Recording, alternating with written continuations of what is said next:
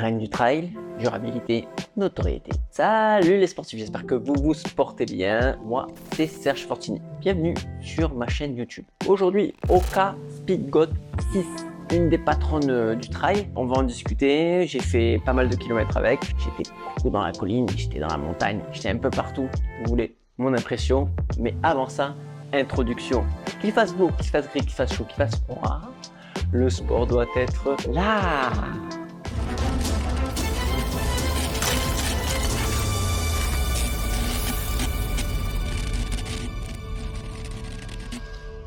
Cette Speedgoat, elle est pas toute récente. Moi, perso, j'avais testé les versions précédentes et surtout la 5 là, vidéo juste ici. J'avais apprécié la Speedgoat 5, j'attendais rien de particulier sur cette 6. Ça ne sait que faire beaucoup de kilomètres parce que je l'appréciais en ultra, tout simplement. Je la reçois, visuellement, rien de particulier. C'est une Speedgoat, je dirais même esthétiquement je la préfère un petit peu, mais c'est pas le sujet le plus important. Le sujet le plus important c'est j'enfile mon pied dedans. Et là, un petit effet waouh, dans le sens où je m'attendais pas à autant de légèreté. Par contre également aussi un petit peu de rigidité. Ouais, il y a de la place dans la chaussure, on a l'habitude de Hoka pour ça, pas mal de volume, il y a de la place, c'est plus Hoka, hein, les patrons du volume, c'est plus fité, c'est plus proche du pied, et même sur les premiers kilomètres, il a fallu roder la chaussure. Quand je dis roder la chaussure, si tu testes cette Speedgoat en magasin, tu peux avoir une sensation de chaussure un peu rigide. Oui, c'est la plus grosse nouveauté sur cette Speedgoat 6, c'est qu'elle est un petit peu plus rigide. La tige a été revue de ce côté-là. On le voit bien hein, visuellement. On sent qu'elle va être beaucoup plus durable, ça aussi également.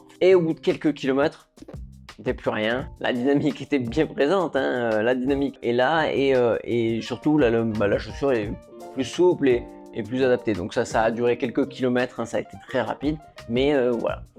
Dans le ressenti que je vous dis immédiatement et qui disparaît pas lui, moi perso une petite gêne sur la malléole extérieure, ça m'arrive souvent, donc voilà, sur ce modèle moi je le sens un petit peu, même si pourtant le col est relativement je dirais très bas. À l'arrière ça remonte avec la grosse languette, à l'arrière ça me gêne pas du tout, tendon d'Achille, même au contraire hein, c'est très pratique à enfiler. On garde l'identité Speedgoat et ce qui était passé sur la Speedgoat 5. Je l'ai reçu en 42,5 sportif, donc ça c'est ma taille, il n'y a pas de problème, vous pourrez rester sur votre pointure habituelle. Elle coûte 160 €. C'est une moyenne plutôt basse, même si le prix a augmenté hein, comme un peu tout ces derniers temps. Et quelque chose qui a diminué lui, c'est son poids. Eh ouais, je m'étais pas trompé dans mes premières impressions. Parce que oui, petit secret sur mes protocoles de test, j'essaie de recevoir la chaussure, de ne pas regarder ni les présentations presse, ni les critiques des collègues, ou enfin bref, s'il y a déjà eu peut-être des rumeurs sur le modèle, je lis absolument rien, je regarde rien, je fais mon unboxing, je mets la chaussure et je vais courir. Et là, je prends des notes. Voilà, moi je trouve que c'est le meilleur ressenti. Je regarde pas non plus les caractéristiques qui peuvent être trompeurs. Parfois tu vois un chiffre élevé sur son poids, tu dis elle est lourde et puis tu as ton ressenti qui est lourd. Bon voilà, enfin bref, ça pour dire, regardez un maximum d'objectivité, un de mes protocoles.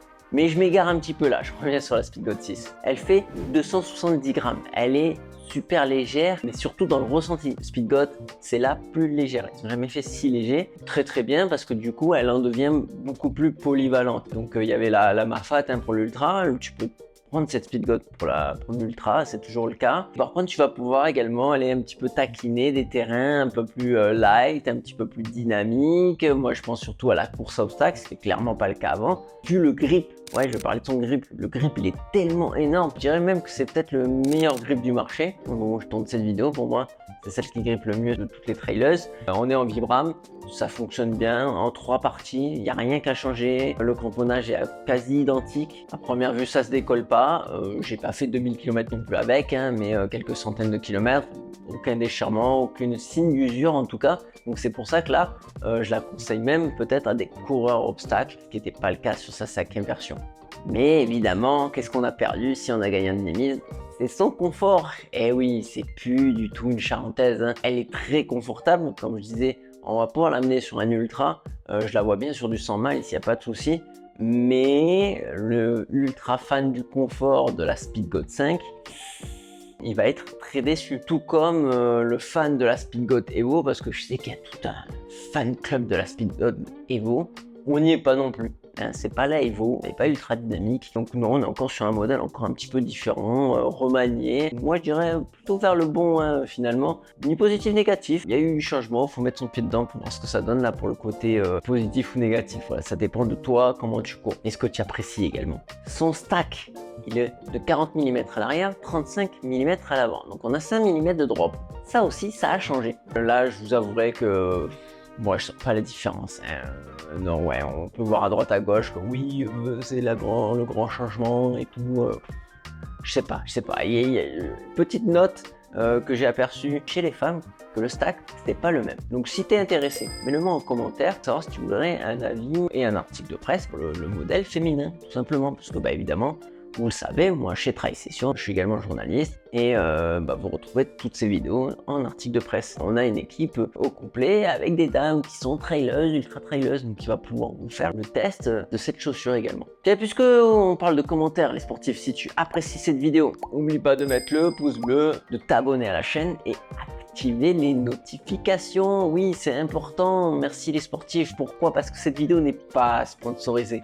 Merci Top for Running, c'est eux qui m'ont envoyé les chaussures pour pouvoir la tester, c'est cool, top. Il y aura un lien en descriptif pour pouvoir acheter ce modèle ou un tout autre modèle finalement. Passez par ce lien, s'il vous plaît, c'est cool. Merci les sportifs. Oui, alors la tige, comme je disais en introduction, est beaucoup plus rigide que la 5, mais ça reste souple, tu vas pouvoir faire ce que tu veux, ça reste confortable, il y a quand même du volume.